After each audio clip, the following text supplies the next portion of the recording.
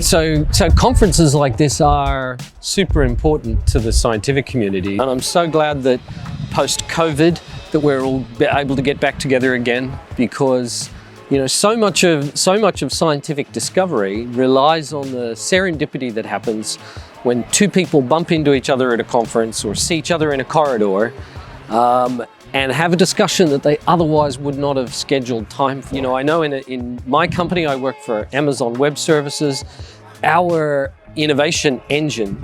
relies on those corridor conversations, those little bits of serendipity, and quite a lot of the time, some of the most impressive things that we've ever invented have come from people bumping into each other in the corridor and having that conversation. And for that reason, actually, we have whiteboards in all of our buildings, in the hallways and in the elevators,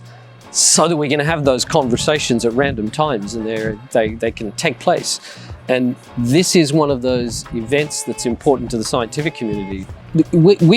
As a company, we're a great beneficiary of the work that the scientific community has done to produce a lot of the raw materials that we use for our own engineering activities and our own innovations. And some of those are engineering things that we do for machine learning and artificial intelligence, but an awful lot of it is stuff that goes down to making sure that so being able to have the experience of supplying those young minds with the raw materials that they need to think new ideas and experiment with new ideas and to try new ideas out. This is incredibly important stuff. That's why we have things like the AWS Academy, and Raffaele's work to establish the AWS Academy here at the university has been